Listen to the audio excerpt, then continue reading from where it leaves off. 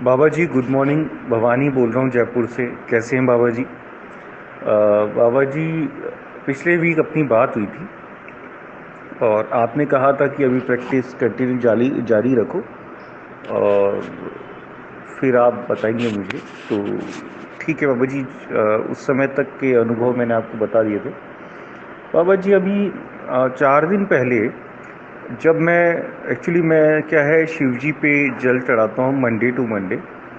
तो जब मैं सुबह उठकर और नहा धो के ऑफिस के लिए रेडी भी हो गया था और जब मैं पूजा करके और शिव जी पे जल चढ़ा के ध्यान करने बैठा, तो उस दिन मुझे ध्यान में ऐसा लगा कि जैसे मैं ध्यान में बैठा हूँ पर मैं थोड़ा सा टेढ़ा हो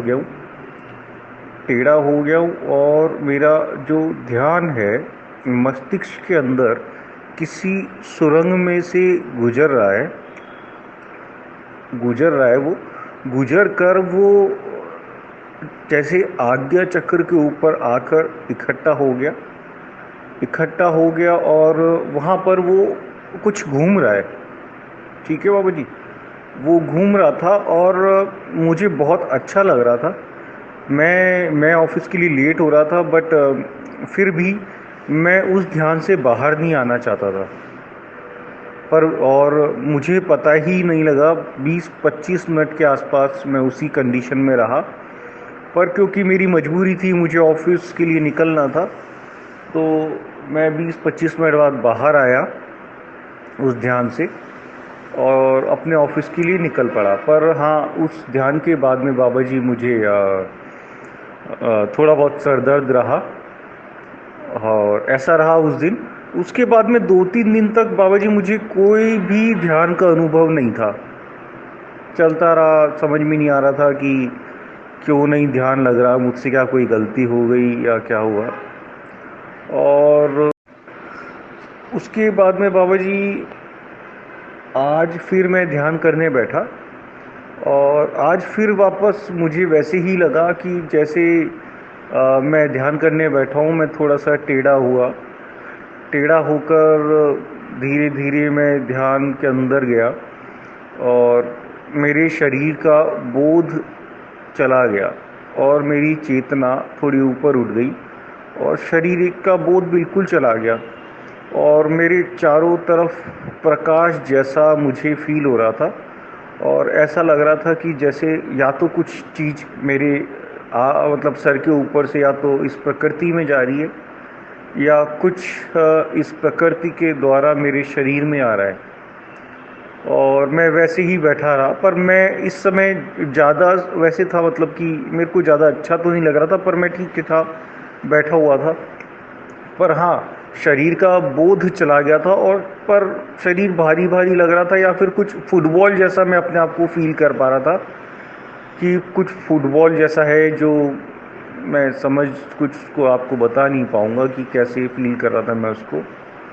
और इसके अलावा मुझे कुछ नहीं समझ में आया और ना कुछ ज़्यादा फील हुआ बाबा जी।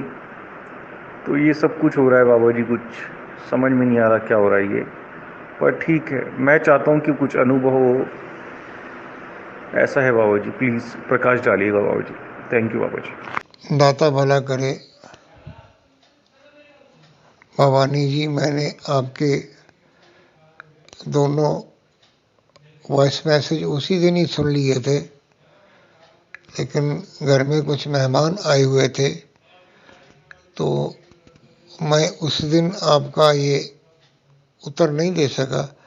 फिर मैं सोच रहा था कि इसके ऊपर मैं ऑडियो बना के आपको भेजूंगा ताकि औरों का भी जो है ऐसी अवस्था में पहुंचने पे जो कोई शंकाएं हैं या कोई प्रश्न उठते हैं वो जो है ना वो स्पष्ट हो सके।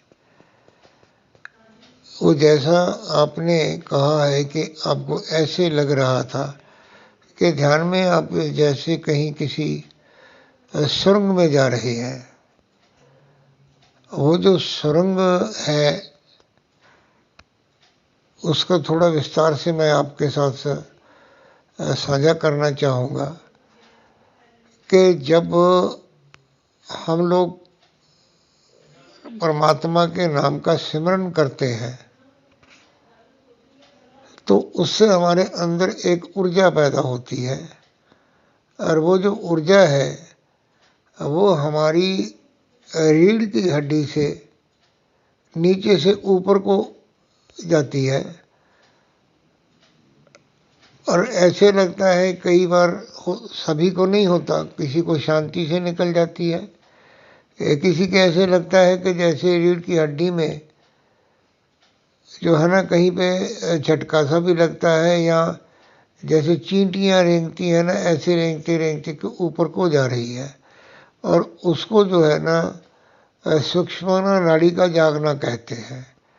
और इसी के साथ ही जो है ना वो जो कुंडला आकार शक्ति होती है हमारी रीढ़ की हड्डी के सबसे नीचे वाले जो मनका है उसमें उसका निवास होता है, वहाँ से वो उठ के ऊपर जाती है।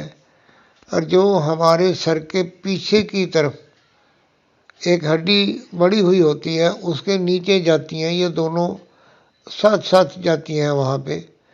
और वहाँ जाके जो सूक्ष्मना है वो आगे की तरफ आती है, और आगे की तरफ आने का जो उसका रास्ता है उसको आध्यात्मिक भाषा में जो योगी जन है ना उसको भंवर गुफा कहते हैं। जैसे आपने कहा गुफा, उसको भंवर गुफा कहते हैं। और उसके भीतर से होकर ये मस्तक पे आती है।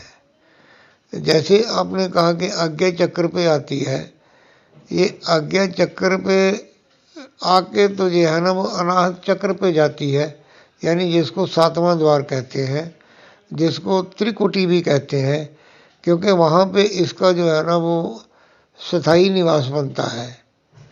ईड़ा पिंगला नासिका की तो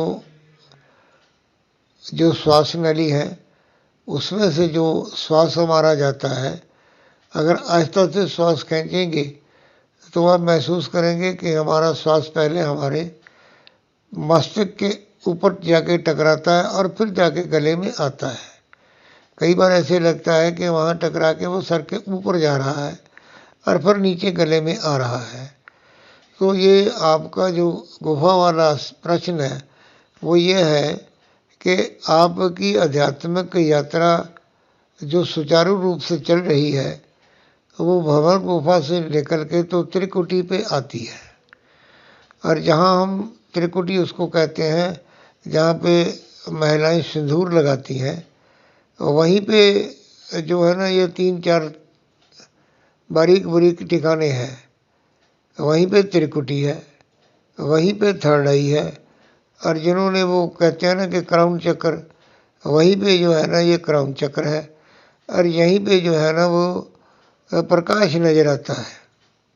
आंतरिक दृष्टि जो है, आंतरिक आँख जो है वो यहीं से सब जो है ना खेल जो प्रकृति कर रही है उसको देखती है। अब दूसरा आपका प्रश्न है कि ऐसे लगा कि आप शरीर में नहीं हैं। ये होता है कि जब हम बैठते हैं, ध्यान में बैठते हैं, साधना में बैठते हैं, जब हमारा वाचक जप बंद हो जाता है, आंतरिक जप चल रहा है या हम नाद में पहुँचे हुए हैं, तो उस वक्त ये होता है कि हमारे जो प्राण है जो सारे शरीर में होते हैं, वो जो हमारी प्राण शक्ति है ना, अब वो पैरों से उठती है और आहिस्ता आहिस्ता वो सर तक पहुंचती है। इसके लिए मेरी यहाँ 2-3 ऑडियोज़ हैं। ऑडियोज़ में मैंने बताया है कि एक तो है कि सिमरन ध्यान के लिए बैठने का ढंग, उसमें मैंने यही कहा है कि सहज आसन में बैठना है, चौकड़ी मार के बैठना है, हाथों को एक दूसरे की उंगलियां फंसा के आराम से बैठना है, बदन को ना अकड़ाना है, ना रीढ़ की हड्डी को सीधा करना है, ना सर को ऊंचा उठाना है, बिल्कुल सहज में बैठना है। तो ये जो प्राण शक्ति जो निकलती है, यानी प्राण जो निकल गए तो ऊपर चले गए, धड़ जो है ना वो ऐसा होता है कि सुन्न हो गया, यानी नहीं है, उसकी फीलिंग ख़त्म हो जाती है। ना तो शरीर, ना समा, ना स्थान, ये कुछ भी महसूस नहीं होता। सर चेतन रहता है, और आगे की तरफ या दाएं बाएं जो ये ढुलक जाता है तो सर चेतन रहता है। एक आनंद की अवस्था बनी रहती है, बाहर की आवाज़ें भी सुनती है, लेकिन सुर्ती जो है अब वो अंदर की तरफ जो है ना, वो लगन उसकी अंदर उससे जुड़ी होती है, उससे वो जुड़ जाती है। इसलिए मैंने अपनी ऑडियोज़ में ये कहा है कि आपको चक्रों के चक्र में नहीं पड़ना, आपको ध्यान नहीं लगाना, आपको जो सुनाई देता है आपने उसको सुनना है।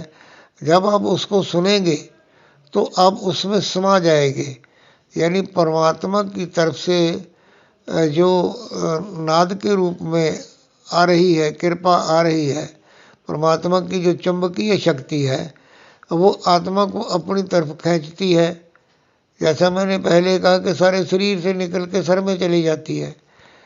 और जो आपका ये कहना है कि सर के ऊपर से कुछ आ रहा है या कुछ जा रहा है, जो आ रहा है वो परमेश्वर की कृपा है, और जो जा रहा है वो अपने नाम की कमाई है। यानी अपनी जो हम लोग परमात्मा के नाम के सिमरण द्वारा शक्ति ऊर्जा एकत्रित करते हैं, उसने सर के ऊपर जाना है। और ऊपर जिसको हम लोग कहते हैं कि सहस्त्रदल कमल जिसको कहते हैं, वो नज़र तो अनाहत चक्र से आता है, लेकिन उसका जो आकार है वो एक बड़े पेड़ के ऊपर अगर सफ़ेद रंग के पत्ते लगे हों और वो चमक रहे हों तो वो वैसा होता है। ये होता है कि जो ऊपर से आ रही है वो परमात्मा की कृपा है, यानी देव की दया है, और जो नीचे से जा रही है वो हमारी अपनी है, यानी उसको सब शक्ति कहते हैं। सब शक्ति और देव दया, जहाँ पे इसका मिलाप होता है उसको सहस्त्रदल कमल कहते हैं। वहाँ जो है ना वो प्रकाश नजर आता है। जो अनाहत चक्र है उसका जो प्रकाश है वो बैंगनी रंग का है या जामुनी रंग का है, लेकिन उसके ऊपर जो ये सहस्त्रार का प्रकाश है ये बिल्कुल सफ़ेद प्रकाश है, वाइट, जैसे ट्यूबलाइट होती है। सो आपकी जो ये यात्रा है ये बिल्कुल ठीक है, और परमात्मा का शुक्र अदा किया करो कि परमात्मा तूने मेरे को अपने साथ जोड़ा है और मेरे को अपने साथ जोड़े रखना। और बंदगी के लिए समा नहीं बांधना। देखो, सुबह अपने ऑफिस जाना होता है, जितना भी समय आप दे सकते हैं दीजिए, लेकिन रात्रि को जब समय अपना होता है, भोजन वगैरह करके जब लेट जाते हैं तो थोड़ी देर बाद आँख खुलती है तो उस वक्त आप उठ के बैठ जाओ। उस वक्त समय में ध्यान नहीं होगा, क्योंकि मैंने ये भी कहा है कि समय नहीं बांधना। अगर आप मानते हैं कि मैं 1 घंटा बैठूंगा तो आपका ध्यान तो यानी टाइम देखने में लग जाएगा, नहीं, खुला टाइम, रात्रि को खुला टाइम होता है। आप सिमरन करते करते जुड़ जाएंगे, नाद में चले जाएंगे। नाद सुनते सुनते थोड़ी देर बैठेंगे तो ऐसा लगेगा कि थोड़ा रिलैक्स होना चाहिए, आप लेट जाएंगे, और लेटे लेटे ही आप उसमें समा जाएंगे। अब थोड़ा फिर पीछे चलते हैं कि जो मैंने कहा था कि सूक्ष्मना तो आगे आ जाएगी, लेकिन वो जो कुंडली है उसको वो सर के पीछे जो हड्डी पड़ी हुई है उसके नीचे अपना थोड़ा समय लगाना होता है। और वहाँ पे भी वही होता है कि ऐसे जैसे कि चींटियाँ रेंग रही हैं या थोड़ी हल्की हल्की खारिश हो रही है, तो उसने वहाँ जाना है और वहाँ से उसने एक सुरंग बनानी है, उसने भी एक सुरंग बनानी है, वो हड्डी के ऊपर जाना है। तो हड्डी के ऊपर जाना है, यानी जो खेल है वो सारा जो है ना वो परमात्मा ने हमारे सर के अंदर में दिया हुआ है, वही पहुंचना है, वही पे आनंद की अवस्था है। और इसमें जल्दी नहीं है, और इसमें कोई इच्छा नहीं रखनी, इसमें कोई पोजीशन नहीं देखनी कि मैं कहाँ हूँ, इसके आगे क्या होगा, ये भी नहीं सोचना।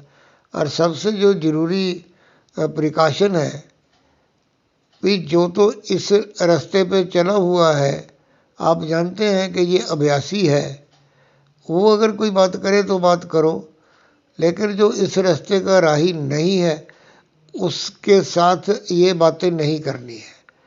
क्योंकि ये लाखों करोड़ों लोग जो है जो सिमरन करते हैं, ध्यान करते हैं, लाखों लोग जो ध्यान करने वाले हैं, उनमें से कोई एक दो बिरले होते हैं जो आज्ञा चक्र के आगे निकलते हैं।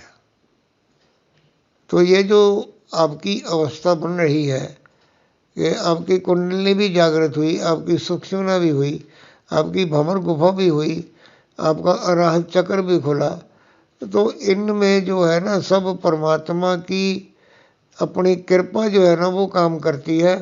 और इसके साथ जो है कि आपके स्वभाव पर भी ये सब निर्भर करता है कि आपका व्यवहार परिवार के साथ कैसा है और संसार के साथ कैसा है।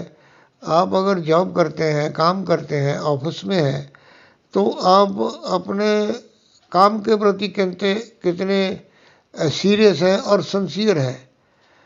क्योंकि जो बातें या जो चीज़ें जीव को परमात्मा से दूर करती हैं उनको अपने से दूर करना है। देखो, अगर कोई गलती करोगे काम में तो सोचोगे यार मैंने ये गलती कर दी, ये काम मैंने ठीक से नहीं किया। अगर मेरा काम किसी ने चेक कर लिया तो आपके अंदर में एक जो है ना नेगेटिव ऊर्जा पैदा होनी शुरू हो जाएगी। परिवार के प्रति आपने कुछ करना है, वो आप कहते हैं कि नहीं चलो छोड़ो यार, मैं नहीं करूँगा तो कोई और कर देगा। नहीं, जो करना है वो कर देना है। और ऐसे ही करते करते जो है ना एक दिन आपकी जो अवस्था है वो इतनी नॉर्मल हो जाएगी, सब कुछ सहज में आ जाएगा। और अब आप साधक नहीं हैं, अब आप सिद्ध पुरुष हैं। और सिद्ध पुरुष से आगे जो है वो संत पद है। बहुत अच्छा आपका जो है मालिक ने ये सारा सिलसिला बना दिया है, और दाता भला करे। इसके बाद मैं और देने वाला हूँ कि नाद क्या है, नाद तक पहुँचना क्यों ज़रूरी है, और नाद तक हम लोग कैसे पहुँचते हैं, ये मैं ऑडियोज़ में अपनी देने वाला हूँ। उसमें इन बातों को मैं और स्पष्ट करूँगा।